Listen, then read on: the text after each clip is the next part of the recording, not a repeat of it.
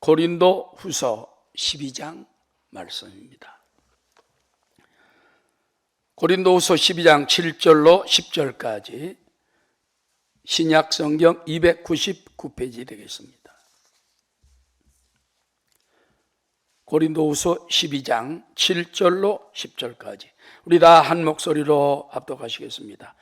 여러 계시를 받은 것이 지극히 크므로 너무 자만하지 않게 하시려고 내 육체 가시 곧 사단의 사자를 주셨으니 이는 나를 쳐서 너무 자만하지 않게 하려 하심이라. 이것이 내게서 떠나가게 하기 위하여 내가 3번 주께 간구하였더니 나에게 이르시기를 내 은혜가 내게 족하도다. 이는 내 능력이 약한 데서 온전하여짐이라 하신지라. 그러므로 도리어 크게 기뻐함으로 나의 여러 약한 것들에 대하여 자랑하리니 이는 그리스도의 능력이 내게 머물게 하려 함이라. 그러므로 내가 그리스도를 위하여 약한 것들과 능력과 궁핍과 박해와 곤고를 기뻐하노니 이는 내가 약한 그때의 강함이니라. 아멘. 한번 따라 하시겠습니다. 내 은혜가 내게 족하다. 이 말씀은 하나님께서 바울에게 한 말씀입니다. 하나님의 은혜가 너에게 족하다. 여러분, 사도 바울은 하나님의 은혜를 누구보다도 넘치게 받은 사람입니다. 그는 나중에 나는 죄인 중에 괴수라 할 만큼 얼마나 기독교인들을 많이 핍박했습니까? 그래서 스데반 죽는데 증인으로 옷을 벗어놓고 또 수많은 사람들을 잡아 죽이려고 예루살렘뿐만 아니라 유대뿐만 아니라 다메섹까지 예수 믿는 사람 잡아 죽이려고 가다가 거꾸러져서 마상에서 그 다음에 주님을 만나고 완전히 변화가 됩니다. 그 죄인 중에 괴수, 그 핍박자 사울이 변화돼서 사도 바울이 되고 만 것입니다. 여러분, 우리 각사도 생각하면 하나님 은혜가 커요. 우리도 옛날에 하나님 모르고 우상 숭배하고 때로는 모태신앙이었지만 제대로 신앙생활을 못하고 죄짓고 불의하고 추악할 때 많았지만 하나님 나를 용납하시고 은혜 주시고 또 사용해 주셔서 이렇게 하나님 일꾼으로 붙들어 주는 거 얼마나 감사합니까? 이 모든 것은 다 하나님 은혜입니다. 근데 이 하나님 은혜가 한 번으로 끝나는 게 아니에요. 오늘 사도 바울에게 말한 것처럼 내 은혜가 내게 족하다 하는 것처럼 여러분에게 은혜가 족할 만큼 부어주시고 채워주시고 능력 주시고 영육간에 필요한 기도에 응답해 줄 줄로 믿습니다. 먼저 우리가 알아야 할 사실이 있습니다. 한번 따라하시다. 사도 바울은 자랑할 일이 많은 사람이었습니다. 먼저 사도 바울은 보면 육체적으로 자랑할 것이 많았어요. 공부도 뛰어나게 많이 해서 그 당시에 유명한 세계적인 석학이 가말리엘이라는 사람이 성경에 나옵니다. 그 사람의 수제자가 사도 바울이. 사도 바울은 유대인이었지만 태어나면서 로마 시민이었어요. 그 다음에 탁월한 천재입니다. 신앙도 율법도 뛰어납니다. 모든 사람이 칭찬할 만큼 그런 자랑할 것이 많았다고 이렇게 말합니다. 고린도 후서 11장 5절에 보면은 사도 바울의 육체적인 자랑을 보면은 나는 지극히 크다는 사도들보다 따라합시다. 부족한 것이 조금도 없는 줄로 생각하더라. 사도 바울은 큰 사도들 굉장한 학자들 많지만은 나 그 사람들에 비해서 부족한 게 하나도 없어. 왜? 지식이 꽉 찼어요. 뛰어난 사람이에요. 그 다음에 11장 18절에 보면은 여러 사람이 육신을 따라 자랑하니 나도 자랑이다. 육신, 가문, 학식,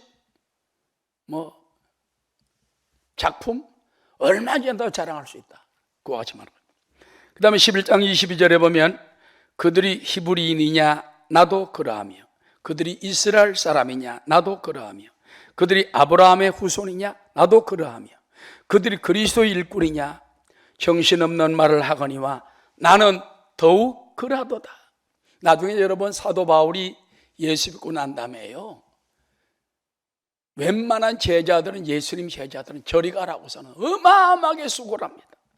내가 수고를 넘치도록 하고 옥에 갇히기도 더 많이 하고 매도 수없이 맞고 여러 번 죽을 뻔해서 파선도 당하고 막 죽은 줄 알고 시체가 된 줄 알고 3번이나 성밖에 내버린 적도 있으나 내가 살았다. 그래서 따라서 사도 바울은 육체적으로 자랑할 것이 많았습니다. 어떤 예수님의 제자들보다도 더 자랑할 것이 많았어요. 오늘도 우리가 믿음 생활하다 보면은 남보다 더 육체적으로 헌신하고 봉사하고 헌금도 많이 드리고 또 충성 봉사할 때가 많아요. 사도 바울이 그랬습니다. 나는 어떤 제자들보다, 어떤 학문가보다 더 많이 봉사했다, 수고했다. 그 다음에 사도 바울의 영적인 체험의 자랑이 있습니다. 오늘 고린도후서 12장에 보면은요, 주께서 3층 전 하늘로 데리고 올라가서 환상과 계시를 보여줍니다. 이것을 3층 전 천국 체험이라고 말합니다. 고린도후서 12장 1절에 보면 무익하나마 내가 부득불 자랑하노니, 따라 주의 환상과 계시를 말하리라. 공동 번역에 보면 이렇게 쉽게 설명합니다. 내게 자랑해서 이루올 것이 없지만은 나는 자랑하지 않을 수 없다. 이제 나는 주님께서 보여주신 신비로운 영상과 계시에 대하여 여러분에게 말씀을 드리겠다. 내가 그리스도 안에 있는 한 사람을 아노니 그는 14년 전에 셋째 하늘 3층 천 하늘에 이끌려 간지라. 여러분, 이 하늘이요 1층, 2층, 3층으로 되어 있어요. 1층은 뭔지 압니까? 우리 사람이 육안으로 볼 수 있는 하늘이에요. 스카이라고 그러죠. 두 번째는 과학의 하늘이에요. 과학의 하늘. 응? 갤럭시라고 말하기도 하고 과학의 하늘입니다. 그 위에 보면 하나님만이 계신 헤븐, 하늘이 있어요. 할렐루야. 사도 바울은 눈에 보이는 하늘이 아니에요. 과학의 하늘도 아니에요. 하나님 보좌 앞에까지 이끌려가서 하나님의 신비한 경험을 하게 됐는데, 저와 여러분도 천국 가면은 어디로 가느냐? 1층, 2층 가는 게 아니에요. 3층 전 하늘, 주님 보좌 앞으로 끌려가게 될 줄로 믿습니다. 이사야 6장에 보면요, 이사야가 3층 전 하늘에 끌려 올라가서 그 하나님의 보좌를 보지 않습니까? 그래서 사도 바울도 내가 3층 전 하늘에 올라갔는데 나는 그때 내 몸이 내 안에 있는지 내가 어디에 있는지 알 수가 없었다, 그렇게 말합니다. 내가 이런 사람을 아노니 그가 몸 안에 있었는지 몸 밖에 있었는지 나는 모르거니와 하나님은 아시느니라. 그가 몸 안에 있었는지 몸 밖에 있었는지 나는 모르거니와, 이 몸째 올라갔는지 몸만 올라가는지 모를 정도로 신비한 체험으로 하늘 아래 갔다 왔다는 것입니다. 여러분, 많은 사람 바랍니다. 지금도 천국 체험이 있을까요? 여러분, 있습니다.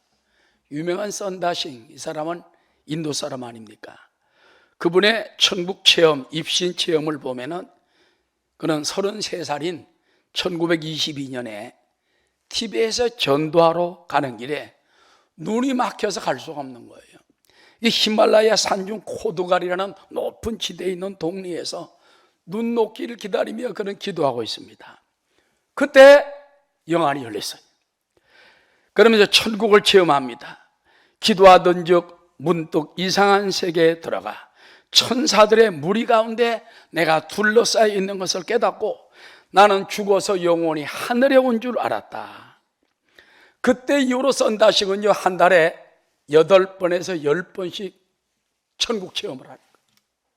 그 후에는 하루에 한 번씩 천국에 가는 거예요.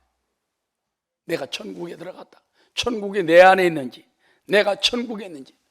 그게 썬다식은 세계적인 성자가 된 것입니다. 그는 고백을 하기를, 자, 천국을 매일 하루에 한 번씩 드나들면서 가장 큰 은혜가 뭐냐? 따라하시죠. 참된 평화다. 참된 평화가 마음에 꽉 찬 거예요. 그 은혜 중에 제일 큰 은혜는 뭐냐? 신비한 것을 보는 것도 중요하지만은요, 하나님의 평화예요. 평화, 평화로다. 하늘 위에서 내려오네. 그 사랑의 물결이 영원토록 내 영혼을 덮으소서. 선다시건 말하기를 평화는 이 세상에서 받는 최대의 기적이요, 우리는 이 평화를 오직 그리스도 안에서만 진정 발견할 수 있다. 다른 데가 없다는 거예요. 예수 십자가 안에서 참된 평안이 있다. 썬다싱의 제3천의 영광을 보면은 그 보좌 앞에, 주님 앞에 가니까는 음악, 찬양이 아름답게 꽉 찼다는 거예요. 그래서 하나님 계신 곳에는 찬양이 있구나. 그 다음부터 날마다 그는 찬양 속에서 하는 거예요. 우리도요, 찬양을 잃어버린 사람, 가정에 찬양이 없는 사람, 이건 참된 평화를 모르는 거예요. 참된 평화를 깨달으면 자꾸 찬양이 나와야 돼. 할렐루야. 차 타고 가다 찬양이 나오고, 그 다음에 자다가도 찬양이 나와야 돼. 그 다음에 그 천국은 얼마나 축복된 상태인지, 여기가 내 본향이구나 하고 깨닫게 되더라는 것입니다. 여러분, 썬다싱은 맨 나중에 뭘 주장하지 합니까? 이 땅에 사는 동안에 천국을 누리며 사는 거, 이게 최고다. 그러면 평화가 임하고 하나님이 임하고 그 평화가 임하면 이게 참된 천국이 된다는 것입니다. 자, 그러면 우리 두 번째 한번 알아보고자 합니다. 따라합시다. 그리스도인의 진정한 자랑은 무엇인가? 자, 사도 바울은 오늘 기독교인의 진짜 자랑이 무엇일까? 사도 바울은 몇 가지를 자랑했습니다. 첫 번째, 자기의 약한 것을 자랑하라. 고린도후서 오늘 12장 5절에 보면 내가 이런 사람을 위하여 자랑하겠으나 나를 위하여는 약한 것들 외에 자랑하지 아니하리라. 자기는 약한 것만 자랑하리라. 내가 만일 자랑하고자 하여도 어리석은 자가 되지 아니할 것은 내가 참말을 말합니다. 그러나 누가 나를 보는 바와 내게 듣는 바에 지나치게 생각할까 두려워하여 내가 그만두노라. 사도 바울은 자기 학식 있는 거, 남보다 헌신 많이 한 거, 이런 것들 자랑하지 않고 내 약한 거 자랑해요. 두 번째, 따라하시오. 육체의 가시를 자랑하리라. 이 사도 바울은 연약한 점이 많았어요. 신학자들은 말하기를 그는 지독한 근시였다. 늘 눈에 눈곱이 끼어가지고 이러고 다녔다. 두 번째, 사도 바울은 키가 작고 매부리 코에다가 못났다. 등이 늘 이렇게 꼬려져 있습니다. 근데 이것이 이 외에도 또 가톨릭에서는 몇 가지를 또 얘기를 합니다. 그런데 이거는 자기를 자만하지 않게 하시려고 하나님이 육체의 가시를 주어서 눈에 눈곱이 떨어지지 아니하고 근시가 돼가지고 앞도 잘 안 보이지, 그 다음에 키가 작고 못났지, 또 여러 가지 못난 점이 많았다는 것입니다. 그런데 성경은 말하기를 육체의 가시는 사단의 사자다. 사단이 사자를 보내가지고 나를 약하게 만들어줘가지고 주님을 더 바라보게 하는 축복의 가시였다는 것입니다. 7절에 보면 여러 계시를 받은 것이 지극히 크므로, 계시가 너무 많잖아요. 너무 자만하지 않게 하시려고 내 육체의 가시, 그 사단의 사자를 주셨으니 이는 나를 쳐서 너무 자만하지 않게 하려 하시며, 그래서 때로는 하나님이 우리를 칠 때가 있어요. 약하게 할 때가 있어요. 그때 감사하시기 바랍니다. 사도 바울이 이것이 축복의 가시다. 왜? 교만하면 내가 버림받잖아요. 내가 낮아져야 돼. 내가 다 깨져야 돼. 사람이 교만하면 버립니다. 여러분, 마귀는 누가 마귀가 됐지요? 천사장 루시퍼가 교만하다가 꺾여져서 마귀가 된 거예요. 죄종도 교만하면 안 되고 우리 성도들도 교만하지 않게 되시기를 주의 이름으로 축원합니다. 사도 바울은 이 육체의 가시가 떠나가도록 3번이나 기도합니다. 8절 상반절에 보니까 이것이 내게서 떠나가기 위하여 내가 3번 주께 간구하였더니, 자, 하나님의 응답은 무엇이었습니까? 마지막 따라, 내 은혜가 내게 족하다. 사도 바울이 하나님, 이 가시가 너무 심합니다. 육체의 가시를 기하여 주옵소서. 응답을 안 해요. 두 번째, 기하여 주옵소서. 응답을 안 했어요. 세 번째, 기하여 주옵소서. 그때 하나님 음성이 들려옵니다. 따라하십시오. 내 은혜가 내게 족하다. 여기서는 몇 가지 의미가 있는 것입니다. 기독교인의 참 능력은요, 약할 때 하나님이 강하게 해주시는 거예요. 8절 오늘 하반절에 보니까는 나에게 이르시기를 내 은혜가 내게 족하도다. 이는 내 능력이 약한 데서 온전하여짐이라 하시는, 내가 약하다고 깨달을 때 하나님이 능력을 주고 은혜를 더해준다는 거예요. 내가 강하다 할 때는 하나님은 은혜를 안 줘요. 하나님, 난 부족합니다. 안 됩니다. 하나님은 은혜가 필요합니다. 성령의 권능이 필요합니다. 나는 쓰러집니다. 그때 하나님이 채워주시는 것입니다. 공동번역에 보면 그러나 주님께서는 너는 이미 내 은총을 충분히 받았다. 내 권능은 약한 자 안에서 완전히 드러난다 하고 번번이 말씀하셨다. 여러분, 주님의 은혜가 우리 가운데 족한 줄을 알게 되시기 바랍니다. 그러므로 우리는 무엇을 자랑해야 됩니까? 도리어 약한 것을 자랑해야 됩니다. 9절에 그러므로 도리어 크게 기뻐함으로 나의 여러 약한 것들에 대하여 자랑하니니 이는 그리스도의 능력이 내게 머물게 하리 하며, 내가 약하다 하면요, 주님의 능력이 머무른대요. 난 필요 없다, 난 강하다, 난 대단하다, 그러면 그리스도의 능력이 떠나가는 거예요. 시편 51편에 보면 다윗은 주여 나를 주 앞에서 쫓아내지 마시고 내게서 성령을 거두지 마시옵소서. 성령을 거두지 말라는 거예요. 성령이 내 가운데 있기 위해서는요, 내가 약함을 계속 고백하는 거예요. 내가 여러 약한 것들에 대해 자랑하면 그리스도의 능력이 내게 머물게 된다는 것입니다. 마지막으로 따라하십시오. 그리스도를 위하여 약해질 때 그때 강해집니다. 마지막 10절 우리 다 함께 읽겠습니다. 그러므로 내가 그리스도를 위하여 약한 것들과 능력과 궁핍과 박해와 곤고를 기뻐하노니 이는 내가 약한 그때의 강함이니라. 그래서 우리가 예수님 때문에 낮아지고 핍박을 당하고 때론 욕을 먹고 감사하시기 바랍니다. 여러분, 그리스도의 그 제자들 보면요, 나중에 이제 전부 순교 당하잖아요.